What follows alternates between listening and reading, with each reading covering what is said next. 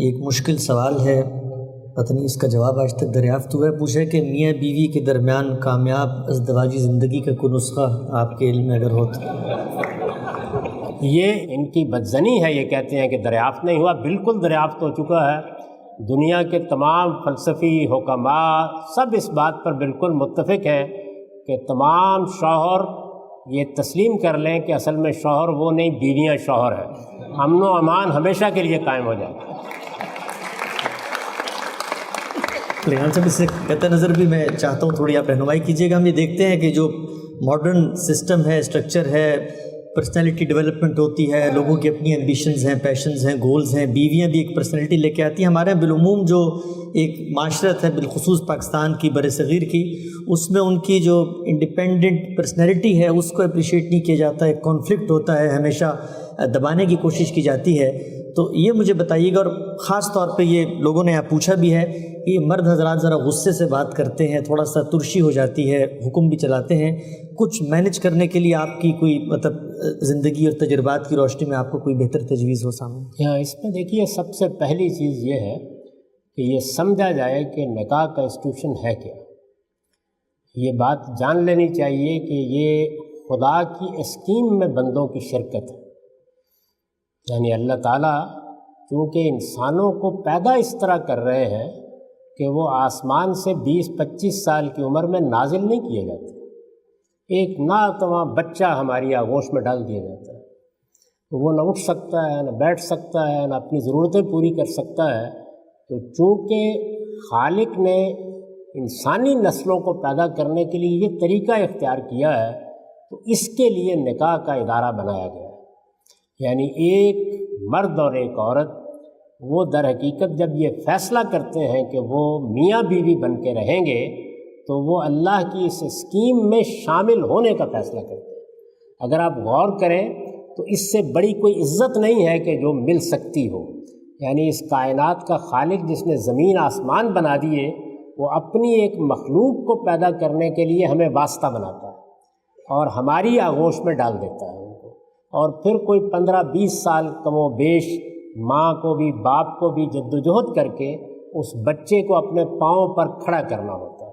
اس کی تربیت ہوگی، اس کی تعلیم ہوگی، اس کے معاملات ہوں گے، پھر وہ ارسطو افلاطون بن جاتا ہے، اور اتنی دیر میں ہماری کمر وہ دکھنے کو آ جاتی ہے، آہستہ آہستہ قوت ختم ہونا شروع ہو جاتی ہے، اور پھر ہم دیکھتے ہیں کہ بڑھاپے کی دہلیز میں قدم رکھ رہے ہیں۔ اور جب بڑھاپے کی طرف بڑھتے ہیں تو پھر گویا ایک طرح سے جیسے بچے کو ہماری ضرورت تھی، ہمیں ان کی ضرورت پڑ جاتی ہے۔ تو اللہ تعالیٰ نے یہ جو اسکیم قائم کی ہے، اس کو سمجھنا چاہیے۔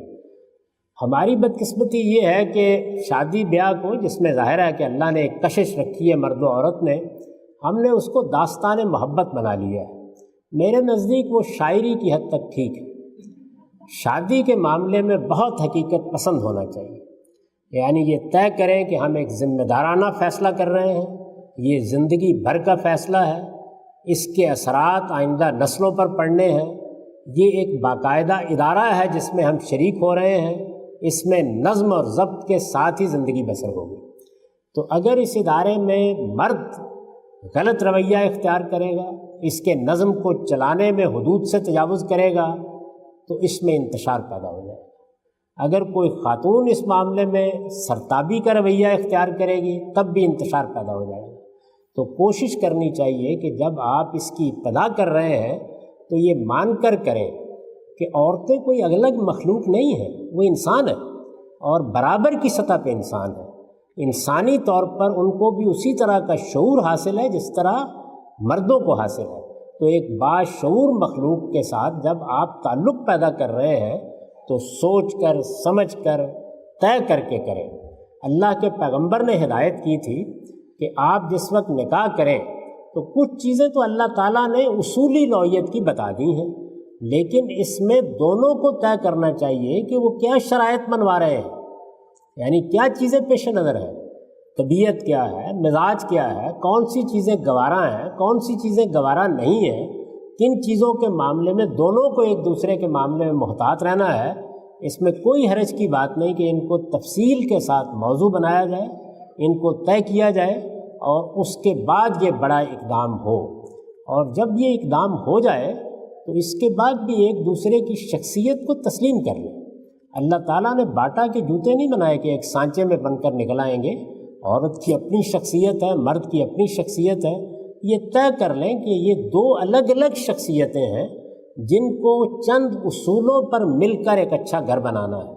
اگر ایک دوسرے کو اپنے سانچے میں ڈھالنے کا فیصلہ کر لے گا تو وہ اصل میں توڑنے کا فیصلہ کرے گا، اور توڑنے کا فیصلہ شوہر کرے تب بھی انتشار پیدا ہوگا، بیوی کرے تب بھی انتشار پیدا ہوگا۔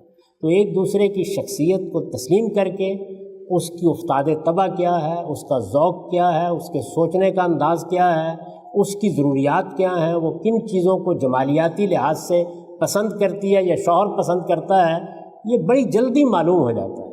اور یہ پتہ چل جاتا ہے کہ ہمارے درمیان اتفاق کے کون سے مقامات ہیں اور اختلاف کے کون سے ہیں۔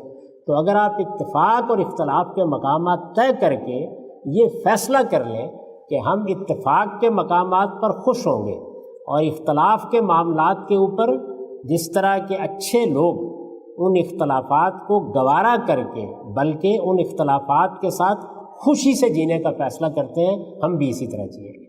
تو ایک مرتبہ یہ اگر فیصلہ کر لیا جائے کہ یہ ایک بڑا ادارہ ہے، یہ زندگی بھر کے لیے قائم ہوا ہے، اس کا اصلی مقصد خدا کی نگاہ میں نئی نسل کو پیدا کرنا، اس کی پرورش کرنا، اس کی ذمہ داریاں اٹھانا ہے، اور یہ طے کر لیا جائے کہ اس ادارے کو ہم نے ادارے کے طور پر لے کر چلنا ہے، اس میں اگر مرد کو ذمہ داری دی گئی ہے تو اس کے اوپر بہت بڑی ذمہ داری ڈال بھی دی گئی ہے، لہٰذا وہ بھی اپنی اس حیثیت کو سمجھ کر جائے اور خواتین بھی یہ سمجھ کر کہ ہمیں کیا کرنا ہے کریں۔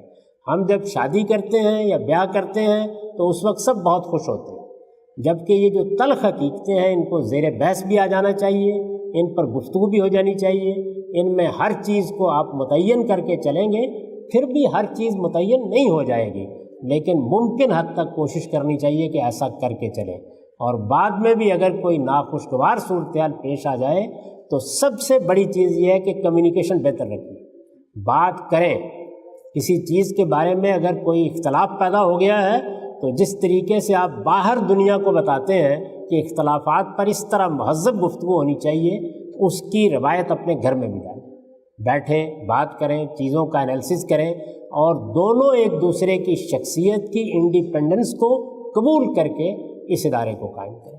تو میرے نزدیک یہ بڑی بڑی باتیں ہیں، باقی ظاہر ہے کہ ہر انڈیویجول کیس اپنی جگہ پر ایک نوعیت رکھتا ہے، ان چیزوں کا لحاظ کرنا چاہیے۔